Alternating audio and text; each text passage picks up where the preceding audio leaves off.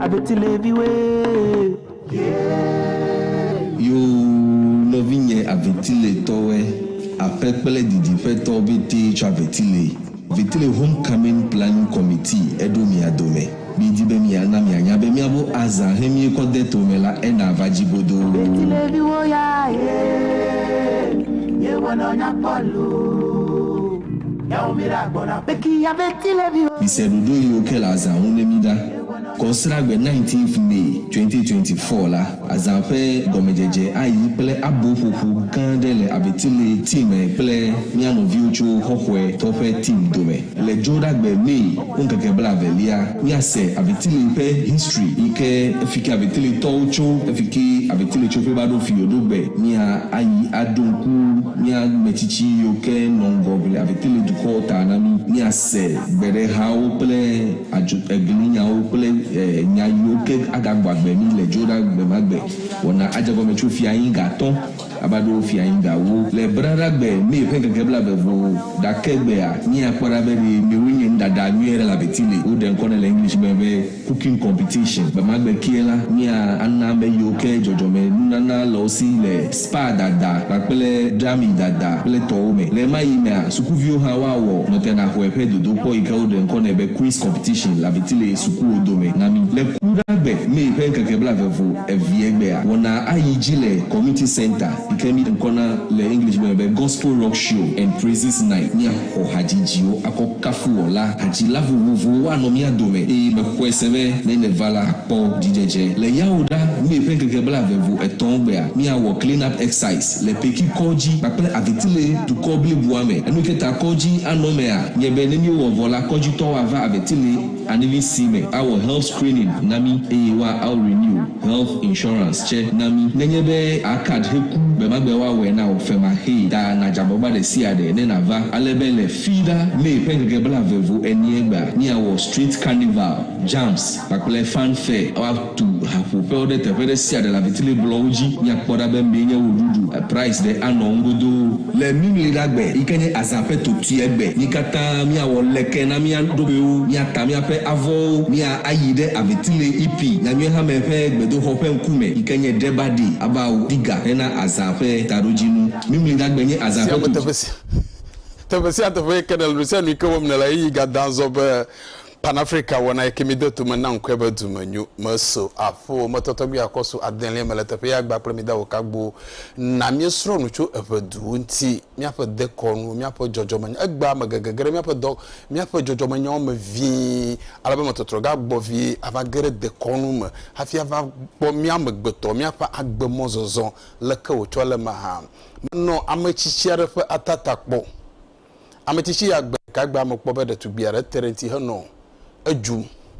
nyemanya nui tutu he anugo masamaso vena de to bia pra machichi ya anu kenya mo kponye be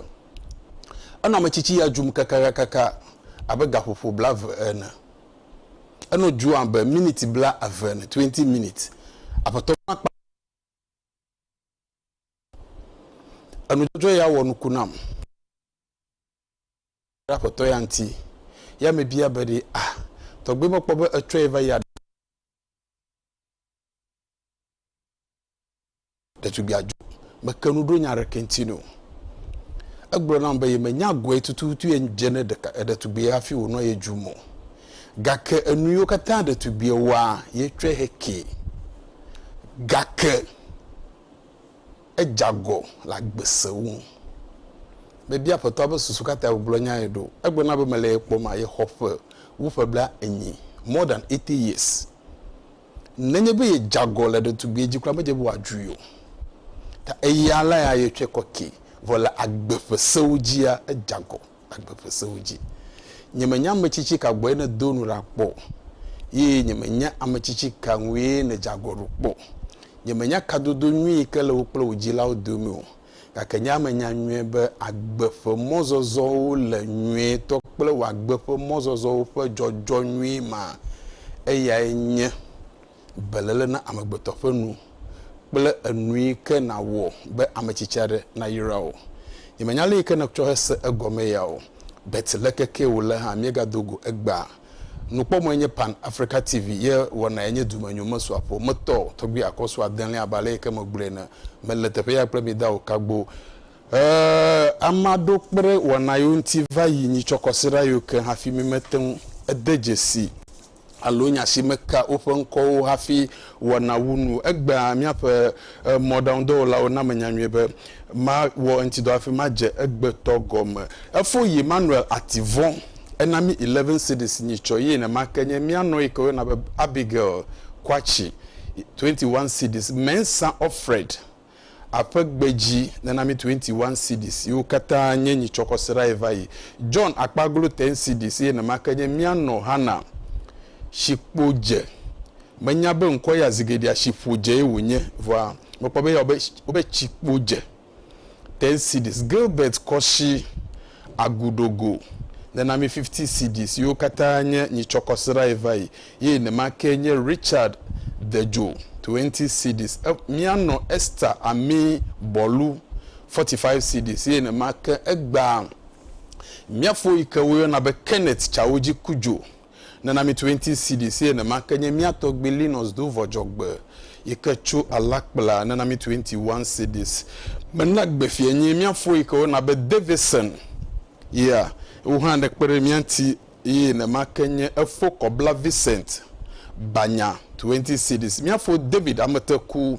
manyanwe be hohwe na nami 10 cities ye na makanye Frank Kumuzi ikachu anglowe uhande nami 25 cities miano Faustina Ajopa magachu hohwe na nami 20 cities egba yi na make Patience Afia Shangbo ikenya chiamawe ke legend and so much 51 cities ye na nami fokoshi apajago Chotogo Akuma fe 20 cities ye na makanya miato ikewe na be Jupiter Podo 50 cities ye na nami miano ikewe yo na be Mrs. Kacho amegede yo na okpekwe mama Vic gbajamenele mia pasika 10 cedis na makenye mia fo Israel nananu alo nananu Israel nananu 15 cedis na mi apato ya ba mabia babia mi dawo tani ibe me igbofa magbona apato ma pe babia ebiage mi dawo kabo miato ike oyo na be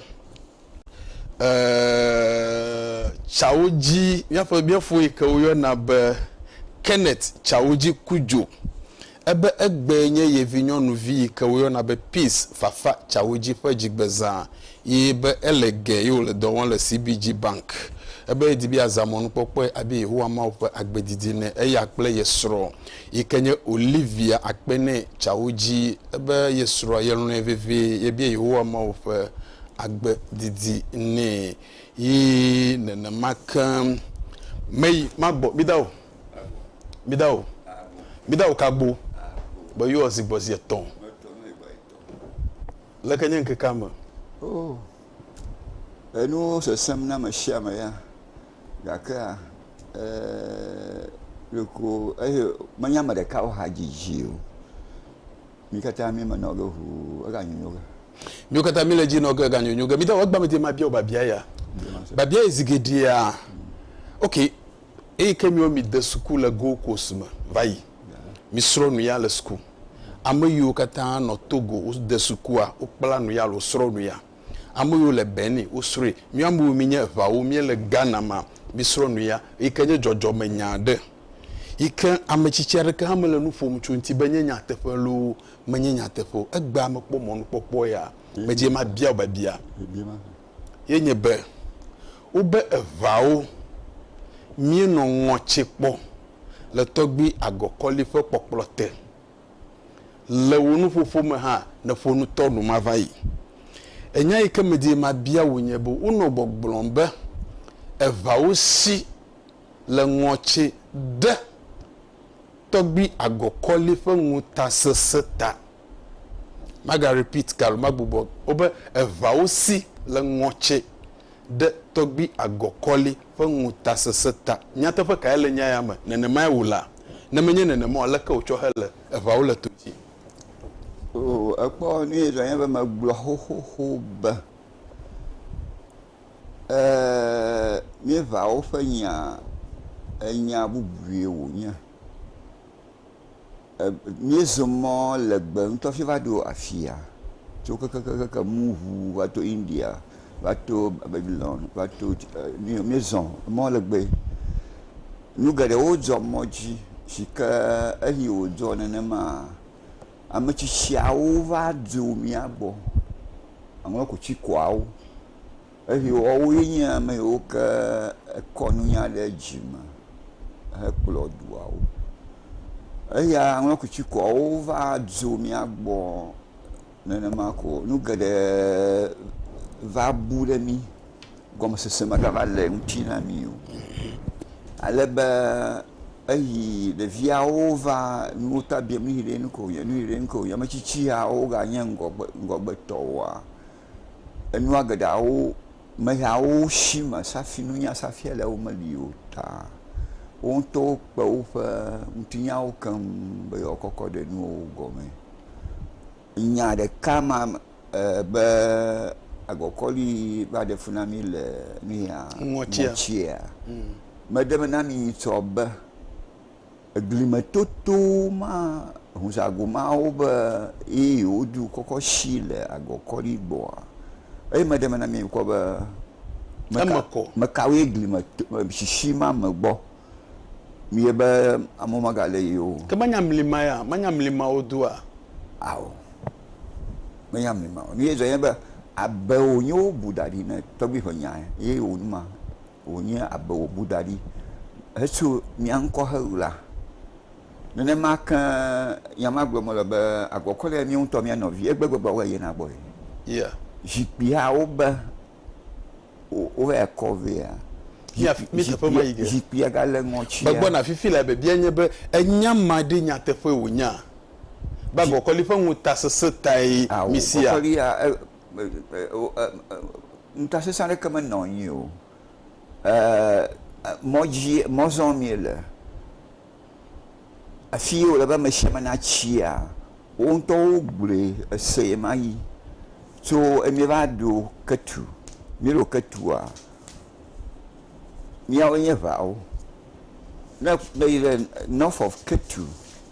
10 kilometers of north of Ketua ko fa sere la ma wonya ba yeah la ma ba va odi ba amwa odi ba yo aba ne yo va do yo no fa fia yo do fifia yo to nko ba so o je do nu ato ajawo bo ni so ni nka o chi Badagry kla ni nka West Nigeria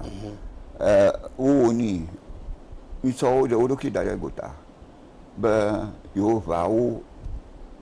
Miyang we me Gold Coast yo nyu me Ghana to yo nyu o yo chi afima yo nye o we ma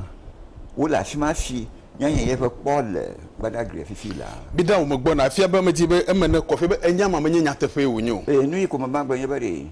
fa o zero nu eme o fi chi ga ma shia mala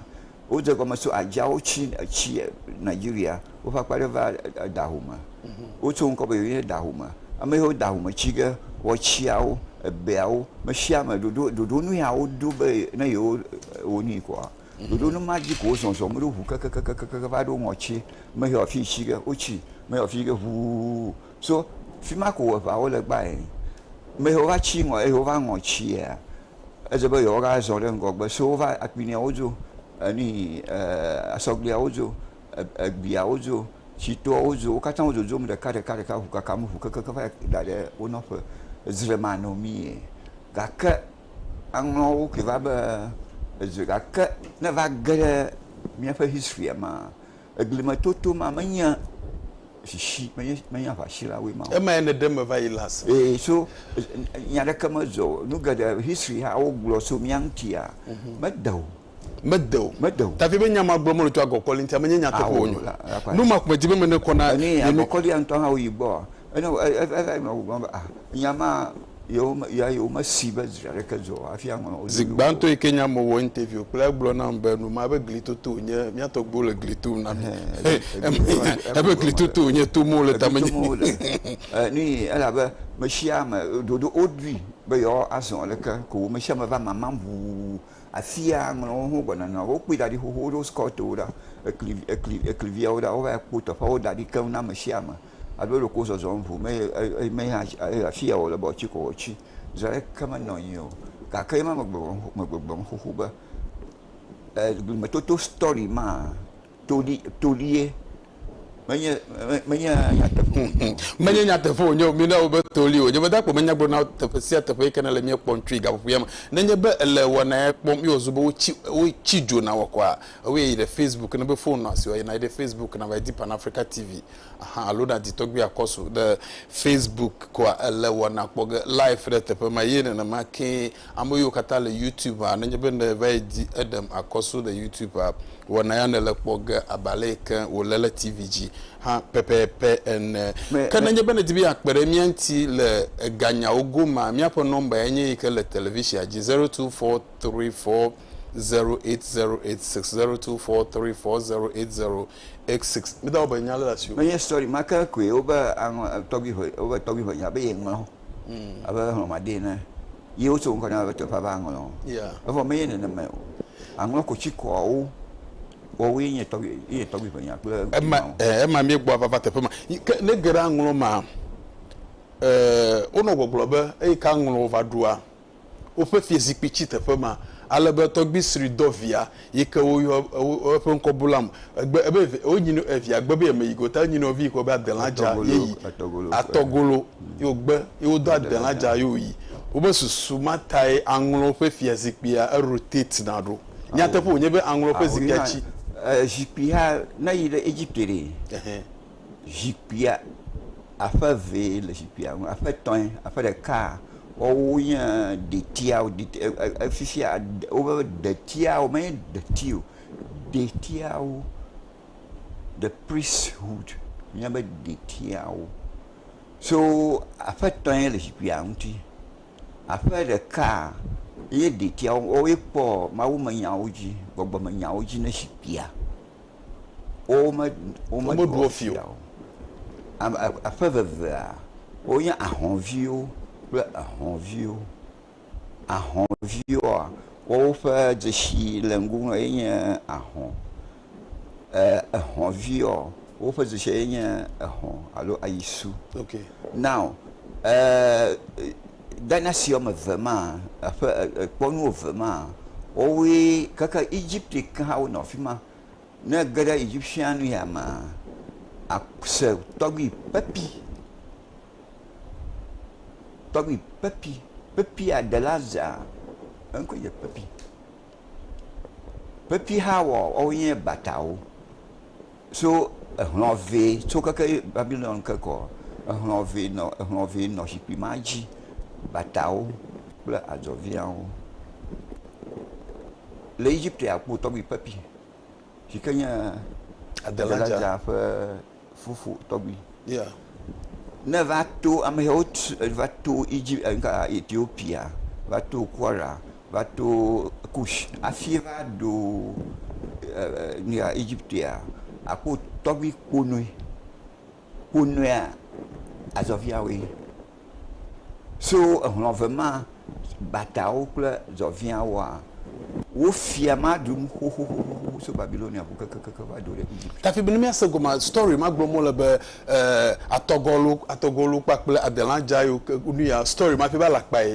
ko e ma gbomo le be nu gede history ababu ta me shisho lo poso pa nya o kan koko ina be do toto sorry o pare ina be an do toto maga ton so zom de afiere ko la be e o be nka tobi venya be ngolo ko mi vang lo be lo ma de na shi kama ga tan fo mo no ga shia ju lo ma de na tere mu ngolo loki akana ja shin vi 5 ni la jo boko in to ga no aka ayi o ba mi vang lo o ma ni afa blemanya o mi afa mozozo le nu gome de da o ma de gome ne do o yu ako mi chi afa ma mi da o mi aje egbeto gome begegere de konu me fi afia no gegem de eya me mochoga no chakami amasi ame na poto achorema na mi gere mi akwe de konu me abale ke Kristo to no gboblom be Satan abonsam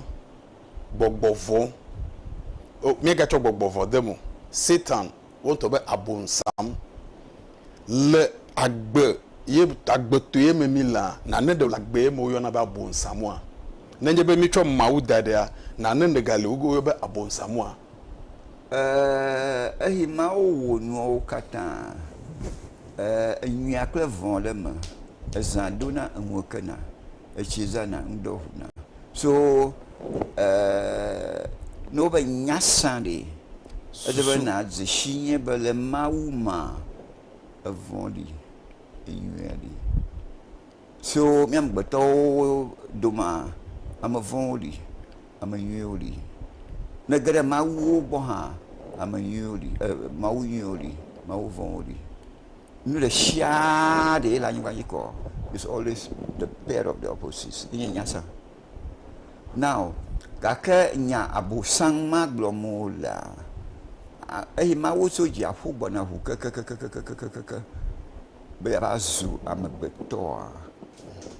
so ja fu o va nous mato il y a au didi lo qui va se voduda ma yo ko hamo de ashima hama nous mato voduda wa il y a au trozu bo yen agba le ntilama so o ya fuma ba bom allo bolo the mystery of life. The next boma azu ese wazu bose nu de share la nyba ya sare yo tulo machine à la fia sare yo tulo kalima la fima sare yo tulo machine mazamile sare nu de share sare yo tulo e bosao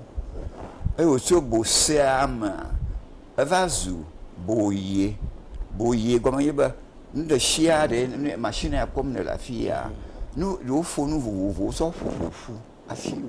ya chi la fi ma chi la fi de machine malo akama nyanya go okay o ma betan nous o susu o ji o clan o jito nous so fu afi ne zo ma betan so e ne va zo ma betan fu va didi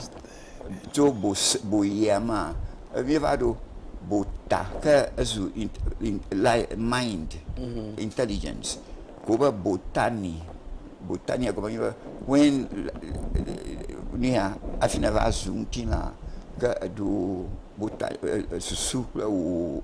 ni o budi ale na se songa que agbea afima o tulo so afima go ji akava agere bodi afi o fonu ma ota oji o nu le shale koko fu na vazo amagbeto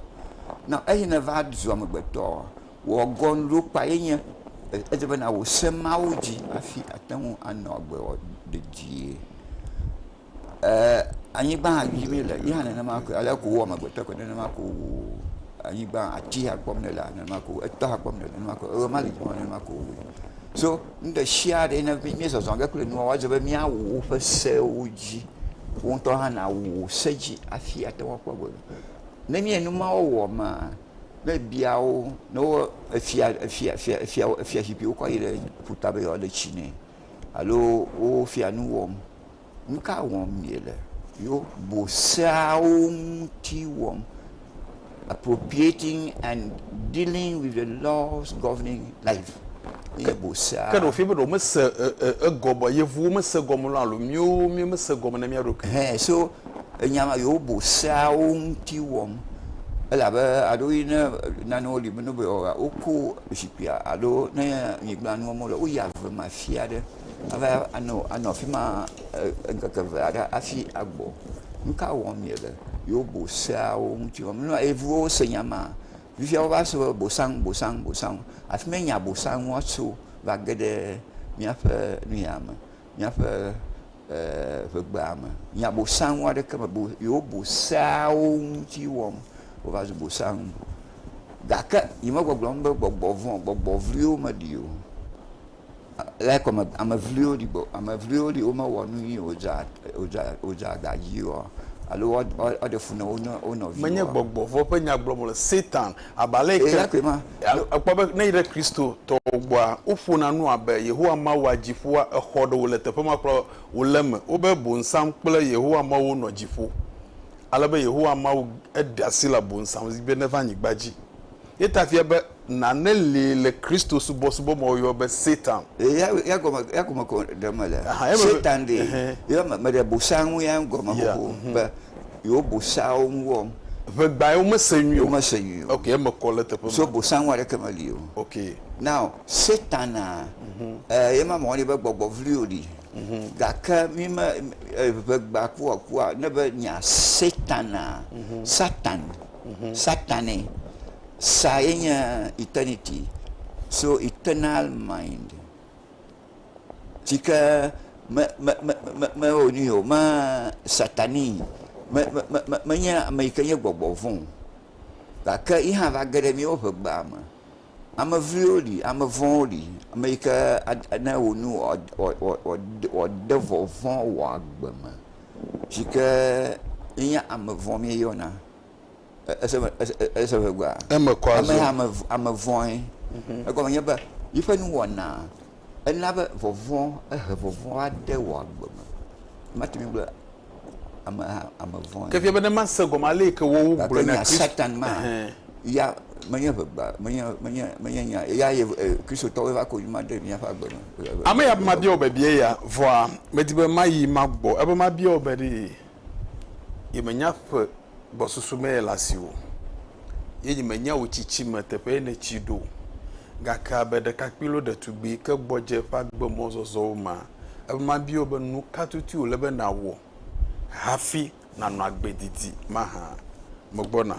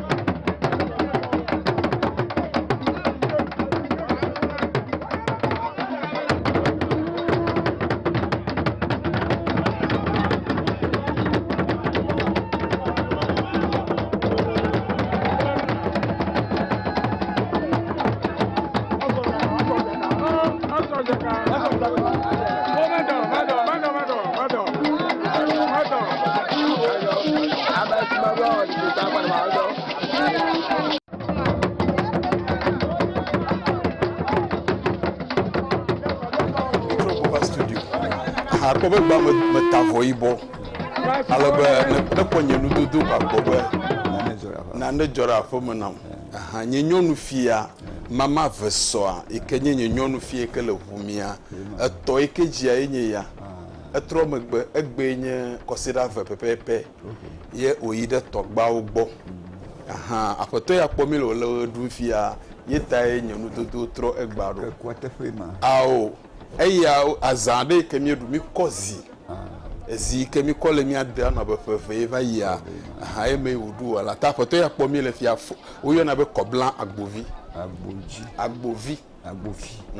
etro megbe megalio tani nye be kunu ado ji kwa gbema gbado hin ne vovolia menana gebe na va vumi akpe aha mi eje gome ame ya be ma bia obedi le mi afa agbemo zozo o me de kakpi yenye nu katututu ya wo afi anagbediti o fifi akpo me de ni nya ani agbenono be ayi na va agbeto ya nu a na wo bosao se ha o kura gbemtia aka se romadade se romadame tomatoi ka ho burire se romadade se de oda na wo de so gbajilo abasere oda na wo de so gbajilo abasere romadade se romadame tomatoi ka ho burire se romadade anu gbantanya ba se ha duida wa awode ifa seji ba maga kuam bode ka fa agbe ya klodo yen gbanto le kapi o yen le tubi na yen enu gbanto shike ayina jiola opojio gaga na do suku ye na vaji do podo do miatobio maglihu ba miatobio man na hosam do dashi do hina wo do na onama ala ba do na mene tutuga afi aswa mabeto do na mene ya teputu songale do mane adudu nu kata jika o to abe amabeto na yeko do na ko na develop gale so do na e mi atobi o na magma hafi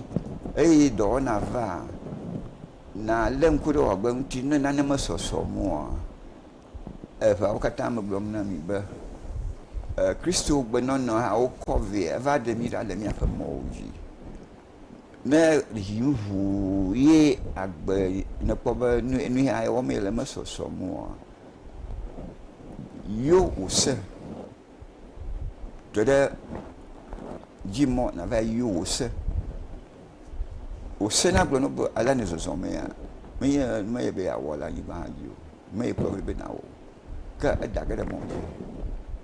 dan fiaji pi ala fa na mi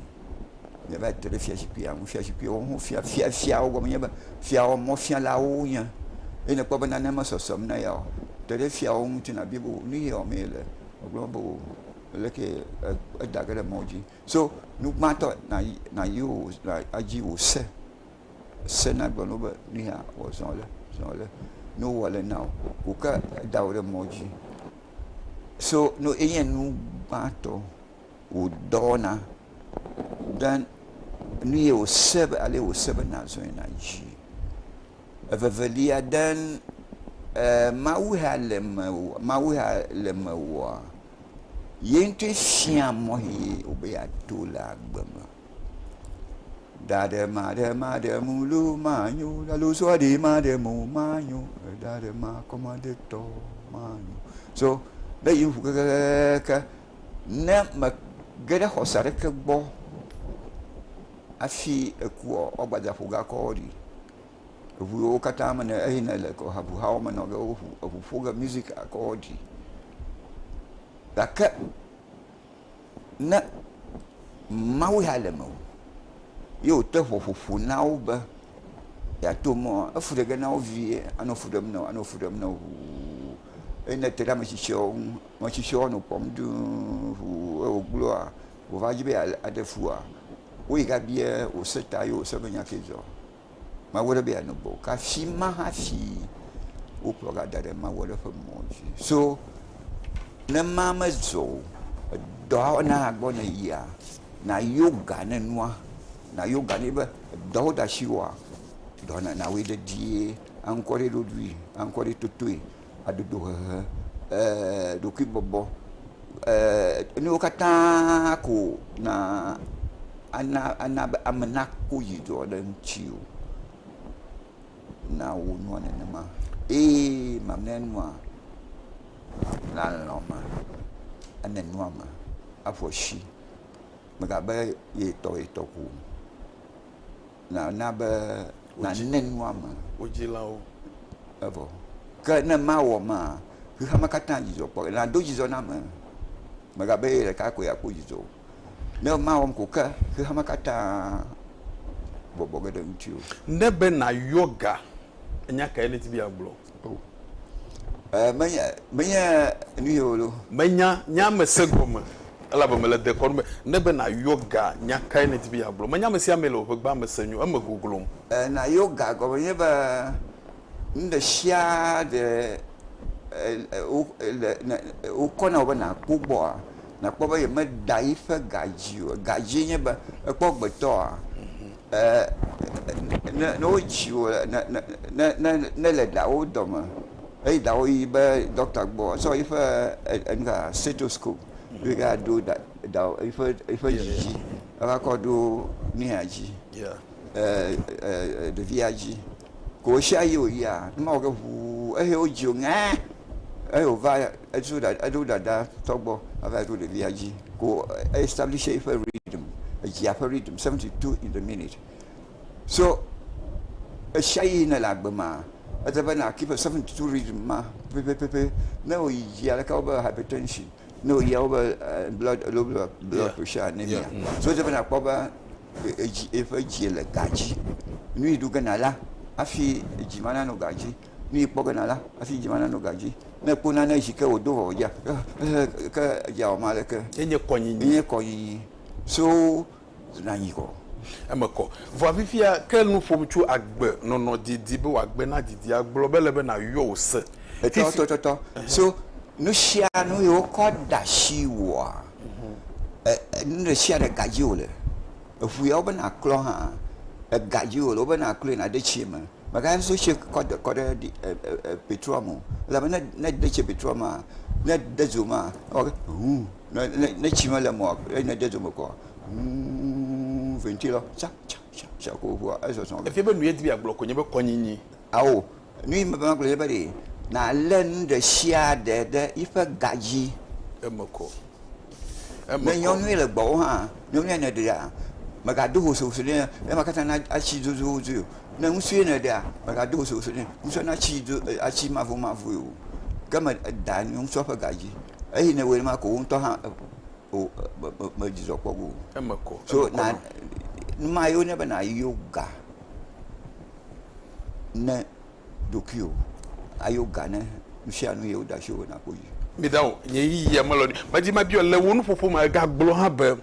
le wagbe no wagbe na lik alo na wadidia elebe ebelebe na yo se fifi ko zube Kristo subo va khamo na ese yo kpele no ma wa le ko le be mi awo awo fifi amaga mi adam de mama jibe mitro owo gblo Kristo todo tro na yo fese na ma yo movitonya ga hukaka zo me na ka goma se ga e bi ba gbe me ne va agbe ha mene va de ede ba wo ntɔ na asere ku gɔme azɔ ɖe wo sedzi afi na te wo le agbe ƒe nu wɔna bo eye va agbe ya ma gbɔ eye ne tatam aleke afɔ ne dzia eye ne le dzeʋu ne va tso ɖe afɔ dzi ko be eɖo agbagba gake nya ma gblɔm wole amenye eɖo agbagba wo be eɖo agbegba agbe no ge ne va fa agba ma do me nu ya ne do be ne va agbeto ya nu ye wo ga fifi ya ne nya shi ya fo ji ko eta sosro ele drum you are getting ready now but dramro na ko agbama ne va ne zegoma mesegoma nyo do ko na so gudi do hu ko avazo la nya kristo to nama so segoma no ya wo sebe na wo na no to gudi do ko na ibu never jojo me na never nya ko oh ni eva wo tafi be nye ba ma de lo do ko yo be nya kristo to ha ele be wo ba bi o se no ajujo aseye plug me o so for ma plug o so for do ko o gro na be mission le ga ka wa gbe fesa o se gbe no ba ni ha ya le ka mien lo sabe magbona Israel nyave na mi 10 cedis afọ Victor Nyodeka 15 cedis Frank Tamaklo 11 cedis Afauza Su Soto 10 cedis Christian Amagache 10 cedis Bright Agbagedi 10 cedis George Gatogo 20 cedis John Badriver 21 cedis Christopher Gelly 5 cedis Invance Ahiaku 20 cedis Georgina Samevi Kudohia 20 cedis Thomas Jidodo 10 cedis Jonas Chadide 20 cedis Raphael Buti 11 cedis Hubert Yao Amenu okay Hubert Yawo Awonu 11 cedis Abigail Kwashi 21 cedis Abigail Agbagbajam keke yame miafo Peter Loms 11 cedis Eric Kajang 5 cedis Senyo Agozi 20 cedis Prosper Chidiche okay Prosper Chidiche 50 cedis ye na makenye Emmanuel Boso 10 Ghana cedis fifia asusoba uhana kperemianti miape kapo jesu ikana to kperemianti anya 0243 408086 0243 408086 jagbagbaba uha miayo nkogba afi wona na ayi eji awunu egba papa magere amofe babia wuma babia yimeji manyabe matonwa bio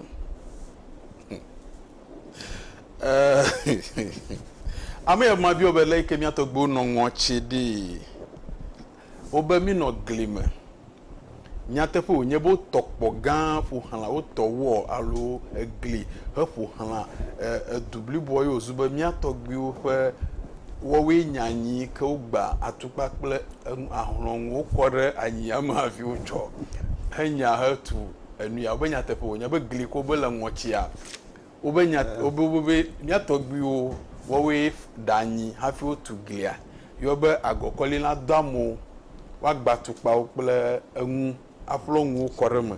hafi wa abenya story ma hanya tepo nya be po anglo ganta obe to hodu nya be otu mi otu gbifo etsa mi afa ni duo malulu du ko malulu gaga bale ulegba no so etsa blema otu agbifo ha dua emeno Germany a jama ofa dua do ha otu pofo ha abena mayire na lingen pototomo gali egbegba ha masebe na ide ngochia agli hoho do agli hoho gali kukukuku la fia do so nyatepo nyaba ça la dao non ani fun d'abord à tout quoi pour la doit ben la dao maga gademu et aussi alagbada de mon ne be autant anya bobo la ni o ka adobo bona mau so glio no isa ya te fe gaka ba bianya bari agokoli do flo atuba pele enwo kore awo e ma gbe ma be ho ba nyama mi da shio fifia ale mi awo ma hu na mi ba mi ha nya mi afa ni ka blema nyao me premier gade ba fa ni anatoma ha fi no go madam na mi ame o mi afa blema nyao glom na mi ya voma me le bobina obo gade mo me ye wo fa bo dada o ela ba yi o va su apochona mi afa hosa mi afa ni de konu afa akpade e po me gbene ba hiha manyao mi ba exoteric ba mau manyao esoterica mi va fiajipi voduao ga voduao ha gadao o de ho la ba nu ya o wona ma va bude mi la fieta o maga voduao veo mau ma voduao ekli mi plan ma o kwedi kana ida da mo go ya ko apo vodu nyame ya do la fima goji so fiashidi bla fin o le gota na gada nima agbo goduda sogbo sofia o so for chona ame ya o ma wo onto la o ke ganare maga ka ye va donye ba ya mate ma o maga dio mi o vodu shia o kle husunu o maga tanga gamde hogamana nya fa hosao nya te fa nya bidawo nu ya mena na mele yi bubu na go na fom chu no monti separate na bonyo a gomesese mele baba gana mo nyu ko ala ba ma gugulu question na bia ya question na bia ya la ka be bia nu ya bia mele na do nti na ba no be bia mbere nya te pe wonye ba agokoli afi no ni blo ma ye ba de ahi no bura mawa story afi be history mi va nyevo wa yo va le nya okpa ama ha o history agbolo na mi ya wo fa susu meton gada hogama na mi afa hosa ina nya ma ko ta okpa hadari ko ho wana na mai magbolo mbade no ma bura mi ya na ba mi va chi na mi aroki parce que fifilo amro du la fma goji do la fma to manya mi manya no ka ko mi ala ko mi aroki o parce que mi gada hogama na mi aroki ya nana malimi awor ko no fa no to nana ka malimi ogana mi dawo bi e ma nyi mi dawo fa adam dodo na mi adoko wona nya duma nyuma su apo mi wona ko sra de sia de e mi jago me tro garden kula fa vasere gadre kula fa yi wona ya me mi sro no gada ochu pepere hu de sia de ko hana to wona mi a e ya nya 0243408086 mi dawo ni chokosra ibo na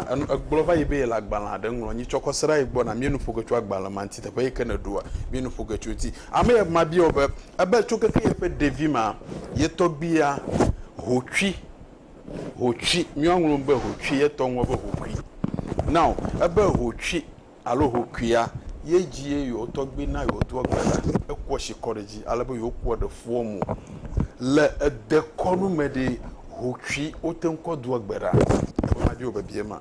o hotwi nya ye bi ha ba gane ga ka hotwi ala monu gade na mawo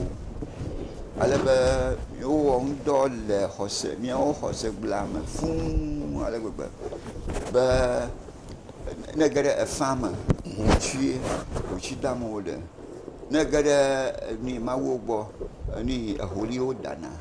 so hotwi le mogade mawo gadawa na ko ya fia ma hotwi ma do hotwi le mi tata so ma hotwi anya ni zodo banore yika le mogade na mawo o kɔni dɔ gbɛ da ye o kɔni wɔ bɛɛ da ne fɛ hɔ sam o so ɛmɛ kɔ ta ebe bia nye be ebe yewa to ano zaman no gbedom ra ba le ko to gi ne nyi ale wɔ ne ko me yo ko de so ga ko ano wɔ mo ni ha no nye ne wɔ na ate bo o yi de wɔ la wo bɔ o wini afi o ko no bo wa to afia mi de awo mo ma yo to fere la ni ajo mi da o enya nyenu kola nyi bo to fie foforo awo nu ye janye bari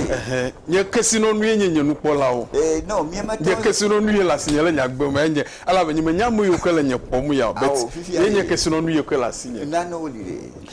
ya mi da o e ma kona ma se gom mi da o kagbo abote hale be biam ku de wa agbalanti ame hale be biam ku de ame ye be ma bia obedi ebe le blemakan ebe mi atogbu bo de na asi obeno fo nu chonu yenti ebe le blema ogbo be mi atogbu nke ka ton ko no asidami aside abe nke ka ton e wonye ebe aton ayo nke ke mo fo nkonami nke ka le ko yo na wa o ma ashibogba domagba ashimleba ka ashibogaba asagbo le vuvu koshida ajuda ablada akuda ya le vuvu ya ka ashigbo ya nka ka ton shi ne o nyen ka dan shi ya ka godo ka ton be azu agbe manu ko maga achenyi ayi gbegble do ta nka ka ton shi ko mi de na la te fa gada nka ka ton shi que ne que ta nka ka ton ne ida nka ka ton anya ngi ha masu nka ka ton bo su nka ka ton ashi ka ton shi ko le shi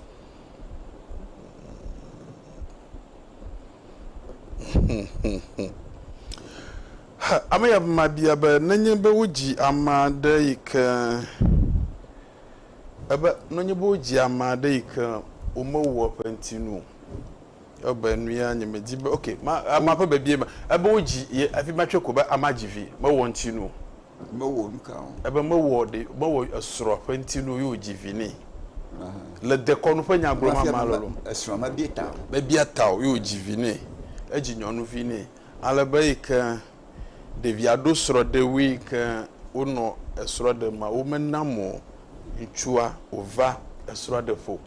de susumata e ko wo vo a ocho anu ko va ko wo de tubia kwantinu ko ine esoro a nchua eto ekeji afima wo enu akwantinu abe ma hogo de tubia bi abia ba fifo de onyema han ai ma o de via ma bi nyono ta o ta gede a ma beta o ta de via o imagina ba o kuine nso ba via de via ba bia mbede fifo de wonye na ye ba ye kwantinu wo wa ye tomo no te fo ma ye mo lo ho wa what like me about fifo de ebe do hi abanye plamache ade anongo na echo azua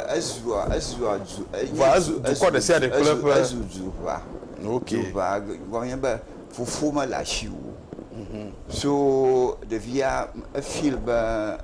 e jela o maddo la ba to hi o jiwa azuba fufu na no show da o na no show aka e fufu ma ko da o boyu ota fifia o jiwo aka eji melasiwo emanye midawo kagbo magbona na madaba hofu ever 2 minutes magbona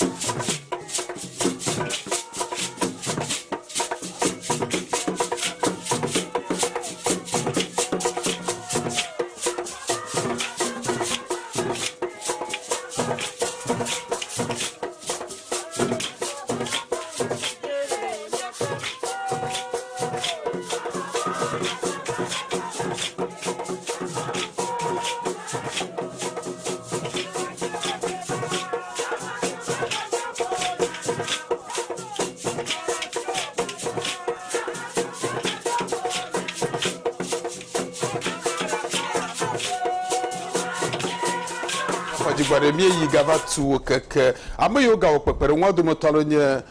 God knows kukubo tenga na cities Benjamin Koshi Ngbega 10 cities Peter Avayevu Peter Awayevu okay Avayevu okay Peter Avayevu okay 10 cities Francis Germany 20 cities Moses Nyatek 10 cities Ebenezer Gasoe 10 cities Joseph Yao Ajeoda 20 cities Patience Ahaji 10 cities Dimaima Gidisu 5 cities Yene Makenya Lawe Francis 10 cities Amatepe Tublu 31 cities Margaret Ajebosu 12 cities Benedicta Donko 20 cities Israel Atipu 10 cities Anansi Yima 20 cities Yene Makenya Ameza Jacob 11 cities John Agbenyega 10 cities Richard Amegam 50 cities Mark Kugbeji 10 cities Raji Alhaji Safiu 10 cities James Agbonu 10 cities Yene Makenya Mahmoud Alhassa 10 cities Newman Asakpo 10 Ghana cities madakpo manyagbo na amesia me da we yide anya relation afamat miajua nu ya maglo yebade history nya maglo na mi onya fa malo me ko ba mi afa do va gazeduma ala ba mi afa history madaw mi odu kula no va o manya nu ka tu viegla e nu ka do gola ro e nu ko ga fi nu na do la history mi ko mi do ku kula me history madaw ina ba fi amel yihu va gaze aduma vasa di kama mi a true history la ka ko mi yi no ge ha aka mi la ji ma ma so mo nu popo ha ma do bana mi da o vi gbedo amenya koyoyo school online nunola kula yo suku akamachiao de ko pare wi namolem de yenu magoma ko fango ita dononami bye bye.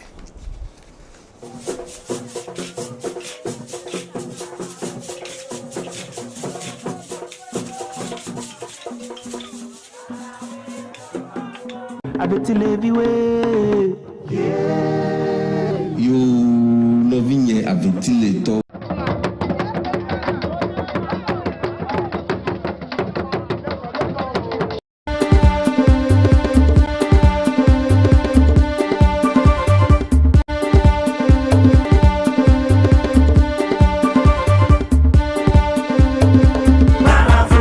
Truly African. Pan African TVG. Young will come in and Shekina Heba Clinic door. Consider the Gandra Fantas in a Gania, Apple Dr. Toby Woda, Ajameti, a Velial Pan African TVG, Ewa her daughter Dapla Amagofeno. Shekina Heba Clinic for the Oba le Tamamoto Riaji. Le Memenda, consider Plejoda, Apoto Bintole Afuma. Le soga popala akwe blada gbele bujebo ganto Shekina Heba Clinic. Kuda gbe akwe le ho do oba jango KK House. Yaoda gbe akwe le Akachi le Magava Hotel. Fida gbe akwe le Achibuta Abozome. Shekina Heba Clinic pe do oba pe Kapojeshia. Ene 0244 941428.